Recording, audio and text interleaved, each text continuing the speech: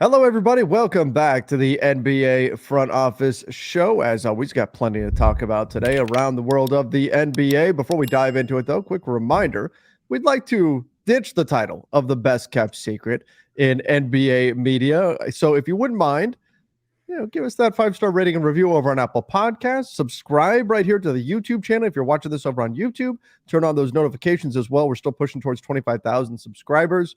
And tell a friend. Don't keep the secret.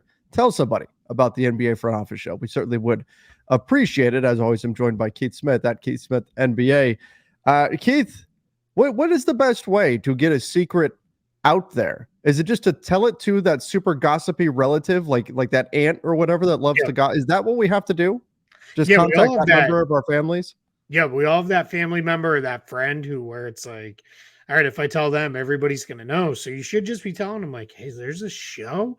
It's NBA Front Office Show. You can find it on every podcast player. You can find it on YouTube, and then next thing we know, we'll have 1 million subscribers and we'll be living the high life. So yeah, absolutely. That's how it should go down.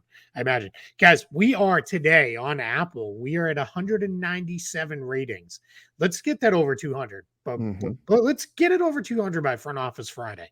We'll do a little shout out to everybody there. So a lot of really cool stuff. A lot of people in there are referencing the best kept secret and all those kind of things. A lot of people, clearly Laker fans, coming in and saying Keith's not so bad for a Celtics fan. So I've seen a lot of that. Yep.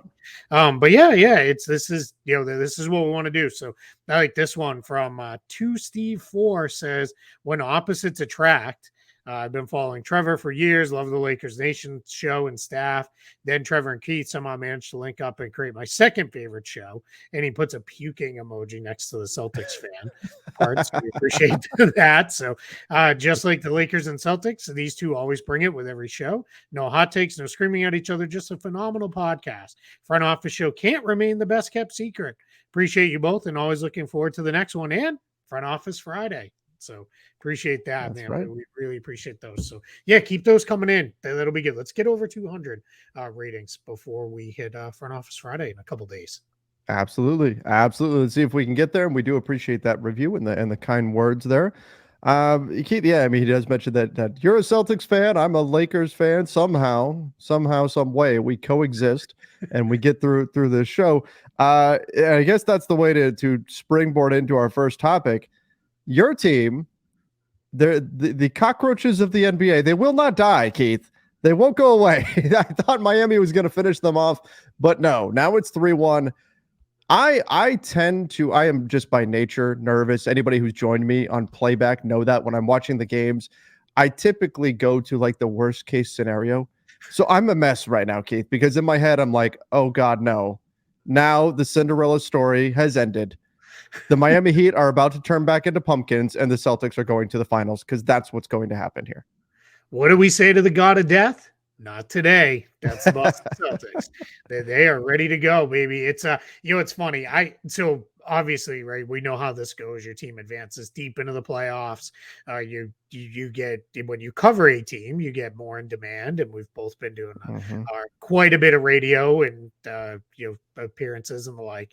And one of the things I've been asked all day today, as we record this on Wednesday afternoon, every radio spot I've done is, are they going to do this? And my response is, being realistic, probably not. Right? Miami only needs to win 1. Boston needs to win 3.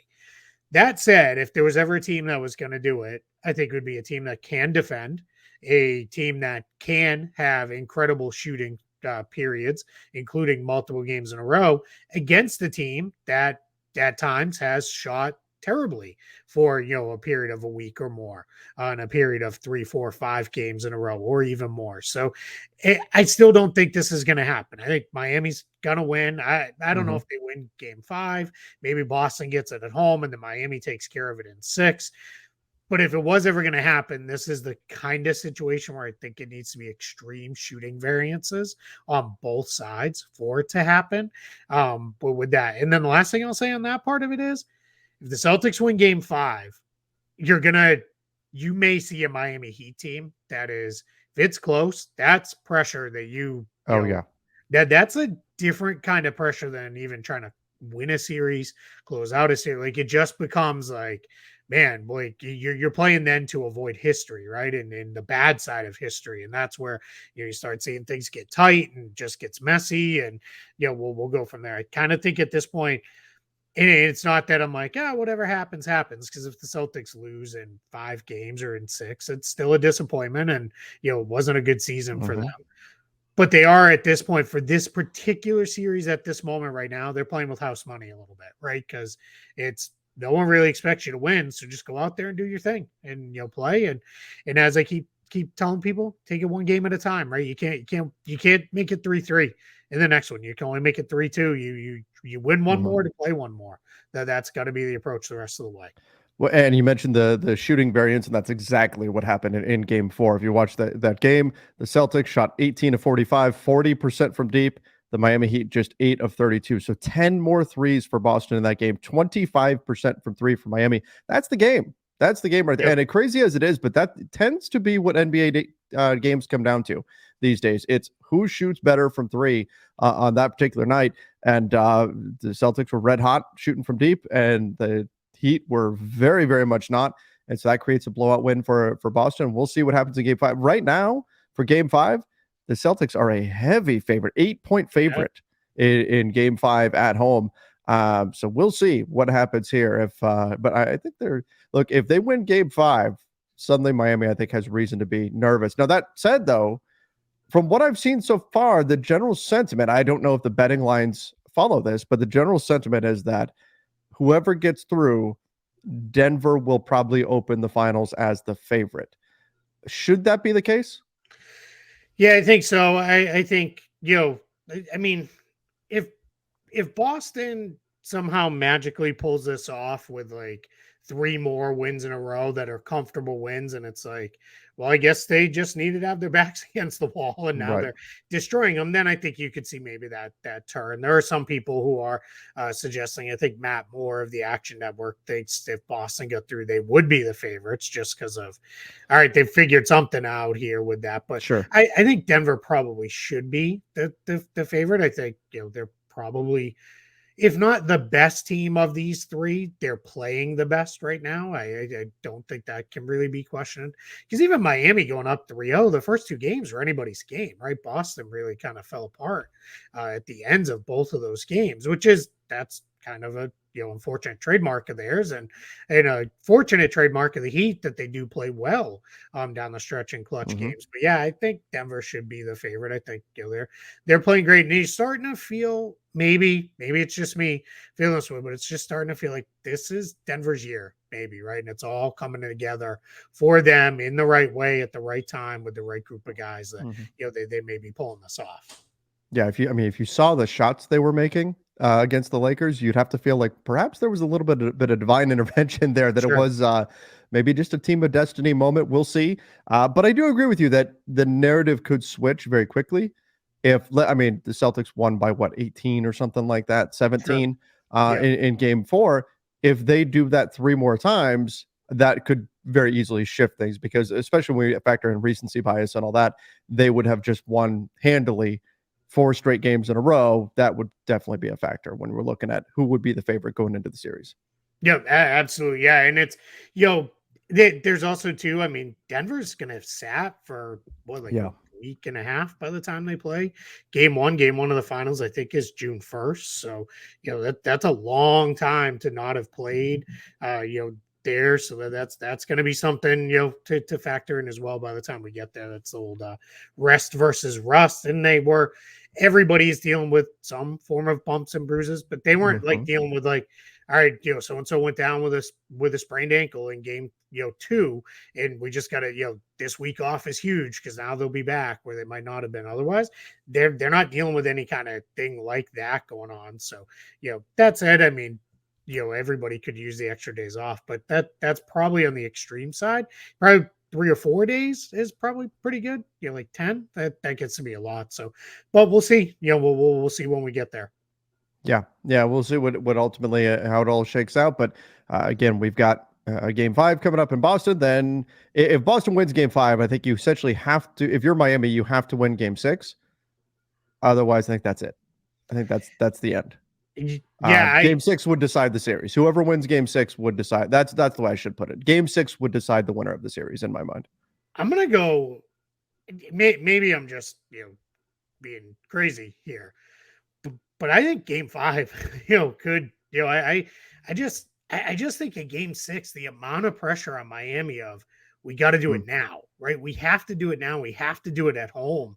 I just now I'm not going to bet against a guy like Jimmy Butler. Sure. I think what that I'm going to blow the whole quote, but what if pressure makes diamonds or whatever that whole silly quote is. Right. I mean, if it's ever applied to anybody, it'd probably be him.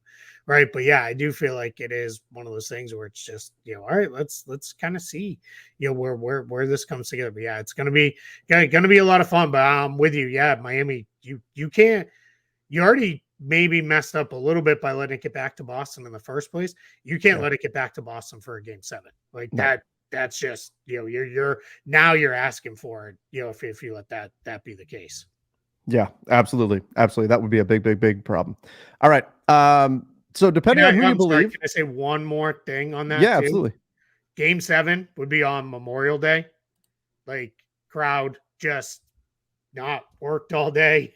Probably sat around, maybe having a few beers here and there. A little day drinking. Yeah. Yeah. A little day drinking going on while watching a little, Memorial Day fun. And then getting into it, that night. Like, yeah,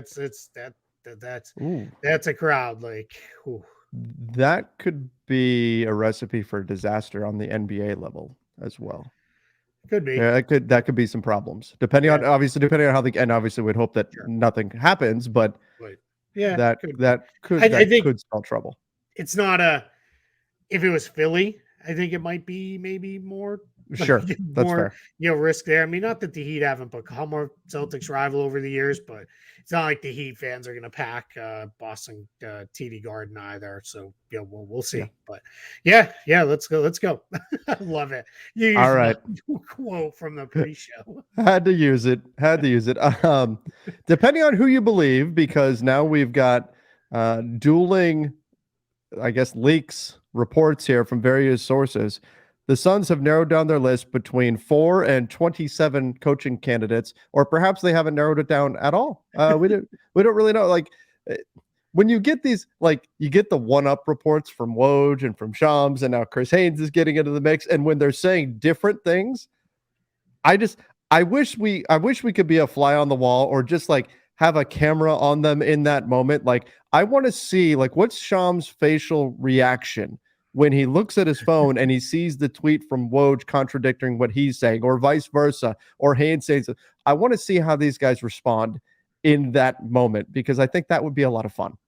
Yeah, I got to imagine, right? Woj did his tweet with, they've narrowed it down to 4. And then Shams came out next, like within, a minute or two later, with, here's the 5. And I got to imagine Woj like immediately went back to whoever he got his, like, wait, did I miss a name? Oh no. And then and then here comes Chris Haynes at the end basically saying, hey, they haven't finalized anything, and there's 2 more guys. And then you start wondering, is like, is somebody sitting here like, wait, I'm still in this, like, is the Suns coach? And the Suns are like, no, he isn't. Like, he's not still in it. Like, that's where it gets weird. But yeah, I mean, this to me says though, are you really super narrowed down, even if it's 4 guys? Like, that's still a lot of people to have in the mix here. So this says to me the Suns coaching search is still ongoing, much like those in Milwaukee. What do we got? Milwaukee, Toronto, and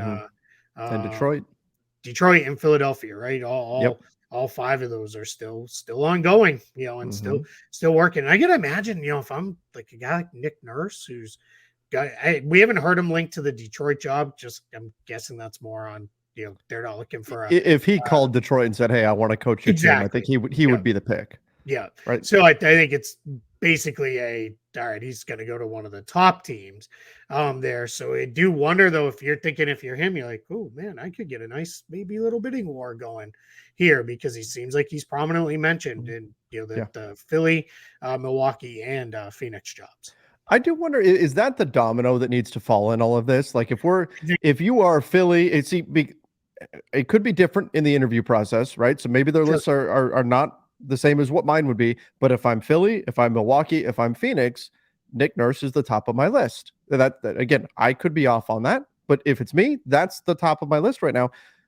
Maybe that's the holdup, is we're just waiting to see which team Nick Nurse picks. As much as we're hearing, well, we cut it to 4, we cut it to, they can't really say this is the guy that we want right now and then have him go, well, no, I'm going to go over to Philly or whatever. I'm not going to sign with this team. So I wonder if that's the domino that needs to fall to kind of unlock all the rest of this, kind of like what we see with free agency, where you have a big superstar at the top and everybody's kind of waiting for that one domino to fall, and then it opens up everything else.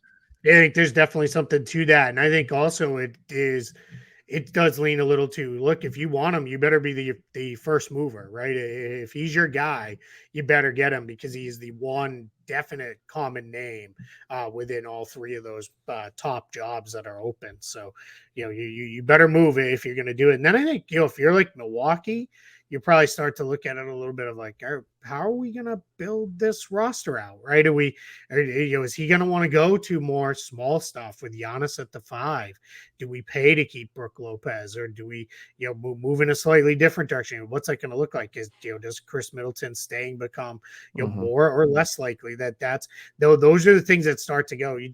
We're seeing teams, unless it's like Eric Spoelstra or somebody like that, who's obviously ingrained and is going to be there for a while, we're seeing teams less and less build a roster for their coach. It's more of, hey, we expect the coach to be somewhat malleable and figure it out with whatever roster we give them. But that is something that's definitely, on the table there of, all right, we there's going to be some level of play in there as you build out the roster. Kind of the opposite of and college is a little bit different and everything, but it's hey, here's the system the coach runs, and how can these players fit into that system? Yep. It's the complete opposite of the NBA. It's how can the coach adapt to the players? Sometimes, the Lakers, man, my goodness, Frank Vogel, the defense first head coach, and they said, hey, Frank, here's no defensive players. Yeah. Have fun. Yeah, the only defensive player you have is Anthony Davis. Oh, by the way, he's probably going to miss half the season. He's going to be hurt. So there. Yeah. In any event. That does generally not bode well when you do it that way. That's like, I always think of that like in a football term of like, you want to throw it 60 times a game, and play spread offense. Awesome. Here's a quarterback that can't throw it over 10 yards and as accurate as I am. Yep. Like, and then it's it's just never going to go well. Like, it's just always becomes a mess. It indeed does. Indeed does. All right. Another coaching topic here. Monty Williams has declined the opportunity to coach the Pistons. Not a surprise. I think the Pistons just aren't at the place where Monty Williams would like to be right now in terms of contending and all of that. And maybe this would be different if there weren't so many jobs available, but Philly, Milwaukee, Phoenix, Toronto, right? I mean, there's a lot of openings right now. And so if I'm Monty Williams, I get it. I understand it. A little bit like, we kind of fall into this trap of, well, there's only 30 head coaching jobs, and so it's hard to turn them down. But right now, this is a coaching market that's not typical. There's a lot of openings, and there are attractive openings. So if I'm Monty Williams, this makes a lot of sense to say, hey, I'll pass on that. I'd rather see if I can go coach Giannis, if I can go coach, some of those guys up there in Toronto or wherever. Yeah, completely agree. This came from Mark Stein. In his latest Substack post, it was they were gonna pursue Monty Williams if they had won the lottery. Even though they dropped to 5, Stein reports that they still did pursue him, and that he basically said no. He also adds Monty Williams is owed over $20 million over the next 3 seasons, and he adds the note of that allows him to be very picky with his next job, and that is absolutely true. He would definitely be in a spot where he could then say, all right, I don't need to rush into anything. I'm in a pretty good place here with this. This is also why I've heard some folks suggest. I know this is definitely a thing with Boston. I don't know if this has been as much with Darvin Ham and the Lakers. There's a lot of parallels, right, to first-year head coaches, but there's been a lot of got to get a veteran coach on the bench, for this guy. And there were some people like maybe Monty Williams, but I don't think he's probably. My guess is he's not interested in that. He's probably hey, I can wait and kind of bide my time and pick the next spot. His value has stayed high enough to where I don't think he has to like rebuild himself as a top level assistant for a couple of years, and then he'll get another shot. That's it. So Keith, what happens here? let's say, so Monty Williams has 3 years left on his deal. He goes, let's say he signs with Toronto and becomes their Mhm. head coach. I don't know, just pick a team. Sure. What happens to the money the Suns owe him? Is it offset like we would see in a buyout situation with a player? Is that how that works? Yeah, generally even more extreme than with a player. It's usually whatever they're paid in the new job offsets, or sometimes completely wipes out what they're owed from the prior job. So that's sometimes why you'll see it's very rare that a coach would have 3 years and 20 million left. Right. It's more rare. It might be like 1 year and like 5 or 6 million. And then that might be sometimes why you see a coach, the quote is usually, I'm going to take some time off and spend it with family, or, they'll pop up and do TV or whatever. And Right. it's usually because any You're coaching getting paid. job is, yeah, exactly. They're getting paid anyway, and any coaching job then wipes that out. So sometimes it's, you if you're making 6 million a year, you take a 5 million job, 5 million of what you're owed is wiped out. Other times it's the entire thing. So yeah, it does definitely come into play for sure, with these decisions for these coaches. But that's almost always how it works. And most coach contracts too, they're generally 4-year deals. Sometimes they're 5. And the Mhm. last year is generally a team option on that, where the team decides, all right, we're gonna keep the guy. Every once in a while, the Celtics did this with Brad Stevens. Part of how they got him to leave Butler in the first place was they gave him a 6-year deal. And the rumor was, that's the other thing too, right? Coach contracts are it's not always easy to get information on them. Mhm. But the rumor was, every time Boston extended Stevens' contract, which they did at least twice, maybe 3 times, they basically pushed it back out to 6 years in length. Is Hmm. where they went to with that. And that's a little bit more on the extreme side with this. So the other funny thing is, it's not really considered to be an opening, but the Spurs job is kind of open because Pop doesn't have a contract for next season. Huh. That it's been out there by reported by a handful of different folks. So, it sounds like he has every intention, which I'm sure Yeah. he's not going to pass up coaching Victor Wembanyama. But it sounds like and I'm sure that's just a matter of, it's fine. I'll sign it day one of training camp or whatever. I don't really care because no coach is as linked with his organization as he is. But just worth kind of mentioning out there because it is still floating around. Right, right. Yeah, I don't think he's leaving or anything Yep. like that, but good to know. Yeah, because we don't mention them when we talk about the teams that need a coach right now, and it's because everybody just assumes he'll be Yeah. back whenever he decides. Whenever over a bottle of wine, he'll sign his contract, and Yeah. that'll be that. And that's All probably right, exactly how he'll retire too, is quietly over a absolutely. bottle of wine. He'll be like, yeah, I'm done. I'm Yep, good. Yeah, yep. my guess is, let's say 2, 3 more years, probably. Let's shepherd Wembanyama through his early years and see what it becomes, and then he'll probably reevaluate. But I also tend to think too, I very much believe, I remember he talked about this once here when he was in Orlando. This was a few years ago, before it was pre-pandemic. That's how long ago it was. And he said, what else am I going to do? Like, I'm a Right. basketball coach. Like, what else am I going to do? So I thought that was really interesting too. That's true. I mean, you hit a point where the travel and everything starts to. I mean, we Sure. heard that a ton with Phil Jackson, where Yeah. just traveling that much gets to be a lot as you get older. But at that point, okay, you go hang out in the front office and you do some things like that. And I think Pop can do that sort of stuff to stay involved. But if he wants to keep coaching, he might as well keep doing it. As well. Keep doing it. Yep. Why Exactly. not? All right, Keith, this is another Celtics topic here. High demand. This is the report. There would be high demand. Shocking. High demand if the Celtics were to listen to Jaylen Brown offers. I think that was a lot of the, oh my gosh, what if they get swept?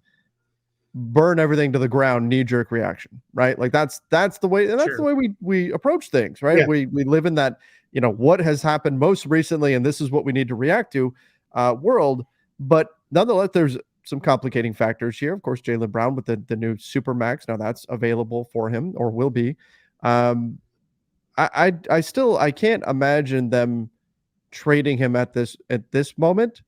If things completely fall apart, and if any of the rumors about discord in the locker room are correct, maybe that's a bridge you cross this summer. But I'd still be really surprised if that's where we end up here. Yeah. My thing, and I have said, if they were to lose in embarrassing fashion in this East Finals, you have to make changes, right? And I don't think Joe Mazzulla goes anywhere. I would be in favor of them moving to a different, more experienced coach if that's the direction they wanted to go. But I don't think that will happen. Just again, owed money. He got given the full-time job with some length of contract extension to go along with that. So ultimately, when I get into all this stuff with these guys, is I look at it and I say, yeah, changes doesn't. We instantly, when we say they need to do changes, people instantly go to, oh, they need to blow it up. Yeah. Blow it up and make changes. Sometimes that's all right. The core group of guys have been together here. Maybe we move on from a couple core guys. And that doesn't mean the 2 all NBA guys, right? You could look at, all right, we've done the Marcus Smart thing for a decade. Rob Williams has been here a half decade and he's rarely been healthy. Maybe we look at exploring something with that. We've got kind of a glut of guards with Smart and White and Brogdon. Maybe one of those guys gets moved on from. But when it applies to Jaylen Brown specifically, as I've said for months now, and now we know he's made All NBA, he is Supermax eligible. If the Celtics offer him the Supermax and he turns it down, they have to look at trades. If he turns that down. But do you realistically think he would, like, if you were his agent, you would not advise him to turn that down? Yeah, so there's another challenge too. He at least early in his career has operated as his own agent. Sure. He does have someone helping him now, but yeah, anybody who's advising him is going to say, take it.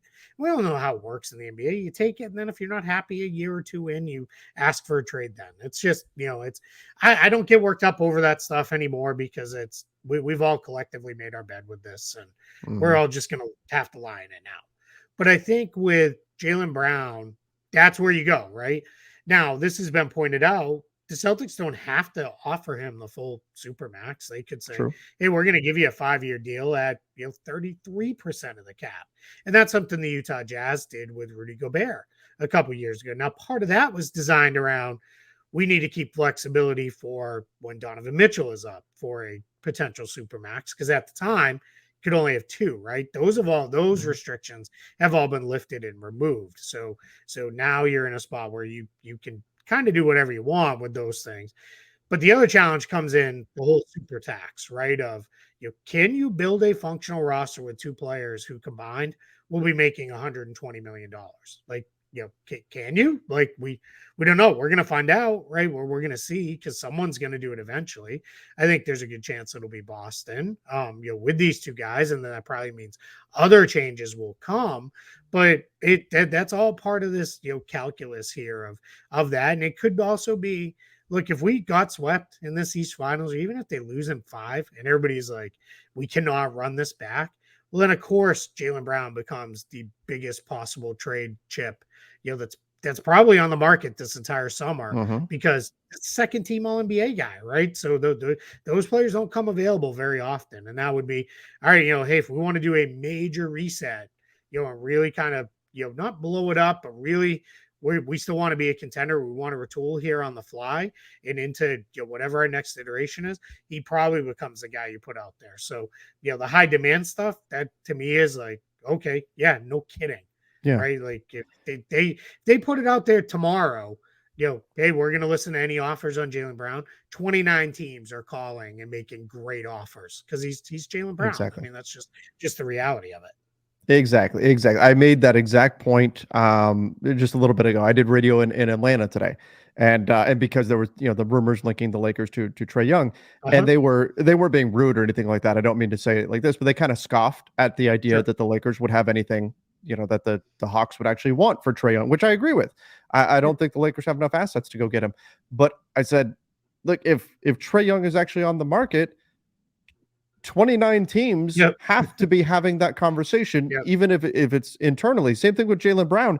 If he is on the market, even if you don't think you have anywhere close to enough, you still have to have that conversation. If you're not doing your job. And that's just the way it's going to be. So if Jaylen Brown hits the market, everybody's going to be interested to some degree, even teams that don't have enough. Last summer, right? Everybody called the Nets on absolutely because it's KD. Now, I'm going to say this. I think these situations starting this summer, as the new CBA comes in and the whole super tax components, these are going to become more often than they are less often. Because what you're going to see is teams are going to have to make difficult decisions on these players where it's going to be, all right, we only got a year left. Like, we got to figure this out. Can we lock into player X and player Y for, basically almost our whole salary cap, and then say, all right, it's going to be drafted guys and minimums around them because that's all we have. It is literally all we have is, either run back the roster as is, make, what would be fairly minor-ish trades if that's the direction we want to go, because that's what we can do. I mean, these rules are so restrictive on these teams. Now, some of them start this summer, most of them start the summer 2024, but team building horizons are anywhere between a 1 and 5 year window that you're really kind of looking at, because that's generally how long most contracts run. With these new advent of the super tax and all this, everybody's really kind of operating in a 2-year window here of, or we get 2 years to get our stuff in line to figure out what we want to be. If we're a title contender, all right, maybe we're okay with being the super tax and we're going to push it and we'll see where it all ends up in a few years. But if we're not a title contender, we could have some different kind of questions, and that's going to drive things like this. Teams that have multiple max or near max players, it's probably going to be at least 1 or 2 of them is at least discussed in some realistic form or fashion for trade every single summer from here on out, just because that's just going to be the way you're going to have to do this. Yeah, that super tax is that thing is going to be a real burden for a lot of teams to try to figure out how to navigate. I was talking about this with somebody earlier today. I was talking about, or no, it was late last night. I was talking about the whole draft pick thing, where if you've been in the super tax for so long, then your draft pick 7 years away automatically goes to the back of the draft. Like, and that's right when you would be rebuilding and everything. To me, that's like, you know the movie Office Space? Yeah. Which is one of my favorites. One of my favorites. Hated it when I saw it in the theater because I don't think they marketed it correctly. I was not expecting it to be that kind of movie, but it's grown on me. I love that movie now.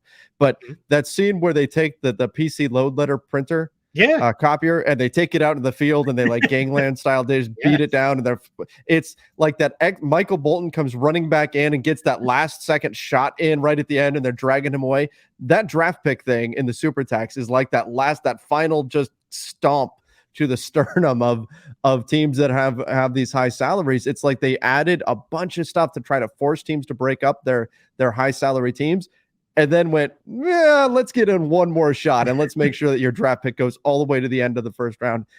This is going to be legit, and teams are going to have to make some very difficult decisions as a result of this thing. Absolutely. I mean, we'll obviously get way deeper into this stuff as we get into the summer and the offseason, all these things. We're going to see some contracts that look a little weird too, where it's like, why'd that guy get 25 million? Yeah. Instead of, I felt like he was a 15 million player. Well, what you're going to do is, as long as you don't go so far that it becomes like an untradeable contract, as long as it's like, all right, we can do 25, as long as we can supplement it with something else.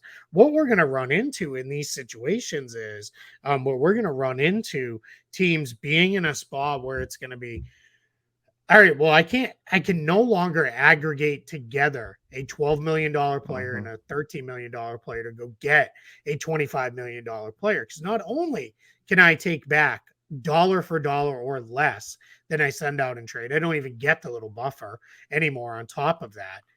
I can't aggregate salaries together anymore. I can only send one player out in a deal for stuff. So you're going to see some of these players. It's what they're going to do is they're going to turn some of these guys, and they're basically like, all right, we're turning them into a walking trade exception simply because like we need the ability to do something, right? We have to have something in trade there to be able to send a match salary. Now, Mr. Salary cap numbers roster stuff here. I don't like boiling players down to a contract number. Sure. But I feel a lot less bad when somebody is getting like $10 million more than they should, because I was just thinking, I will gladly be a walking trade exception for somebody. Yeah, I will do that happily. $100 bills and be just fine. I'm not too worried about you in that situation. But that's we're gonna see things like that happen where it becomes teams are gonna have to operate that way because it's gonna be kind of the only way forward. So it's gonna be really, really interesting to see. And this is all gonna start at the draft, right? You're going to have teams that make decisions that are going to look really curious on their face, where it's like, why would they do that? And then you're going to tune in to listen to us break it down later, and it's going to be like, this is a super tax trade, right? This is what this is in avoidance to, there. So it may be like, man, that player's really good. Why are they, letting that guy go for a player who's far less? Well, it's probably going to be to try to get the books in order over the next couple of summers. Right. And that's where you and I are going to be very, very busy trying to That's why you explain should stuff like subscribe and tell people so we can all yes. be educated and smart and ready to go. That's right. That's right. Make sure you do hit that subscribe button. All right. Last thing we've got as we get closer to the draft is less than a month away somehow. Somehow here we are. But teams are unhappy with players sitting out at the combine. Now teams are now having more access to medicals and things like that. So they are moving things in a positive direction from the team perspective. But teams, just pre-draft teams, want all the information they can get. And they want players to be playing and they want to be able to get a look at them. It's always been this way where players try to game the system a little bit, try to steer towards certain teams if they feel like they're in a really good spot. And playing, if you have a bad shooting performance, right, that could knock you down on draft boards. So players are very careful with their draft stock. And so I'm not surprised the teams are unhappy, but I also understand why players would do this, particularly if you have a guy who's projected to be the 10 seed and he's going to be on the floor with a guy who's the 20 seed and plays the same position, that 10 seed guy probably doesn't help him and need to be out there, right? So I understand why players do this kind of stuff, just as I understand why teams would be frustrated because they need every shred of information they can get on these guys before they're going to make decisions that are worth multi-millions, right? That's the reality. Yeah, and to be clear, there was a lot of reporting around new rules in the new CBA around the draft. But all that starts with the next draft, 2024, because 2023 is still governed under the current CBA. So I'm going to flash forward and then we'll come back to this year. Starting in 2024, players have to go to the combine and they have to take part in a whole bunch of stuff. Now there's a whole list of reasons they can be excluded. And we're going to see guys game the system with some of those, right? And some of those are injury related. Obviously, If a player is hurt, you're not going to make them go through workouts and those kind of things. There's stuff like if a player would be forced to miss their graduation, if they would be forced to miss a significant life event within their family, those kind of things can happen. If they're an international player and their team is still playing, obviously, they're not going to come to the combine. But what they're trying to do is twofold here. Get the vast majority of players into the combine. Then there's going to be a panel that's going to decide who the top players are. They will have to undergo mandatory medical exams. That will happen, and then that information will be distributed amongst teams at within their draft range that this panel has determined. My guess is this is going to be a combination of team, league, and media executives who say, all right, Victor Wembanyama, his draft range is number 1. Right. Scoot Henderson's, it's 1 through 3. Amen Thompson, it is, 1 through 7 or whatever it is. And they'll get all that stuff figured out. They'll slot those guys into those groups and their medical information will be shared. But the other piece is if you're there, you're not going to have to scrimmage, but you're going to have to go through the workouts. You're going to have to go through the measurements and all those sorts of things. And why they're trying to do this is it's just a leveling of the playing field, right? It's players' last period of control in the draft is who they want to work out with and meet with and what they want to do is because otherwise that's it. Team now controls you for the next 9 years if they draft you in the first round. When I say it's 9 years, 4 years on your rookie deal and up to matching a 5-year offer on your next contract. It can be as little as 5 years because you could say, all right, I'll just sign my qualifying offer in my 5th year and become a free agent. And we're going to see somebody do that it's eventually. Rare, but sure. But it'll happen again at some point. But really a team, first 8-9 years of a career, pretty well controlled by the team that drafts the player if they want to have it go that way. So what is going to happen here is these guys are going to come in, teams are going to get more information than they've ever gotten. What happened this year, 37 players that were at the combine did not take part in the scrimmages. Very few guys who were even on the first round bubble took part in the scrimmages. There's a handful of guys that were between, let's say as of, the time of the combine between 25 and like 35 did that scrimmage. But very few, most of them sat out. They didn't even take part in the scrimmages. Now, some of the guys who did, they boosted their stock, right? There's a handful of players. Brandon Podziemski from Santa Clara, he definitely moved up on some draft boards. Olivier Maxence Prosper of Marquette, he definitely moved up on the draft board. So those guys are guys who have climbed up. Ben Shepherd of Belmont, these are guys here that all moved now. Like none of them cracked into the top 20, but they're all in that 25 to like 35 range. So that puts you in the range of being a first round pick. So those guys took advantage. But teams want more players out there. They want more players doing stuff. So we felt like it was just a good topic to get into with this. All this detail and stuff came from Jeremy Wu of he's now with Draft Express as part of ESPN. If you don't know Jeremy's draft stuff, he had been doing draft stuff for Sports Illustrated for a long time, and he is excellent. He essentially took the gosh, I can't think of his name now. I just lost his name. Mike Schmitz. Mike Schmitz, yeah. He essentially took Portland Mike now. Schmitz now he's in the Portland front office. Jeremy took that assistant Jonathan Gavoni over there at ESPN. So, great get for ESPN with Jeremy doing a lot of draft stuff, and he's really well connected, gets a lot of really good intel. That's where a lot of this reporting came out of as the combine wrapped up at the end of last week. So good stuff over on ESPN about this, but we thought it was worth throwing into the show. Sure. Yeah. I mean, again, we're going to sprinkle in more and more draft stuff. We're going to have Sean Davis come in and do some draft stuff for us as well as we get closer to the draft coming up on the 22nd. So it's crazy. We're like 4 weeks away. It's going to be draft night. Before we know it, it's going to be draft night, and the draft starts at pick number 2, and we'll talk all about that. And then we breathe for like a day, and then it's free agency starts. Yes. Like. Yeah, exactly. And then free agency starts like immediately. In fact, I think deals probably get reached like even before the draft, but probably. I think they won't be starting to be a little more quiet. Sure, about a little bit. We'll see. I'm very curious to see because there were some stuff in the CBA about announcing deals and all that stuff and how that's going to be impacted. So we'll see. I'm not going to do my whole soapbox. Everybody knows I think tampering is the stupidest thing that happens and should not even be punished. But whatever. That's a topic that I've talked many times. Yeah, and I think we'll see more of it this year, of course. Somebody will do it. Somebody's gonna, 5 minutes after the buzzer sounds, it's gonna be like, a sign and trade deal or something like that comes through, and everybody's gonna some raise super their eyebrows, complicated 4-team deal that worked out that involves sign and trades and draft rights and everything. Oh yeah, it'll be some silly nonsense will happen, I'm sure. Hey, at least it's not at midnight anymore. No, that is absolutely true. Yep.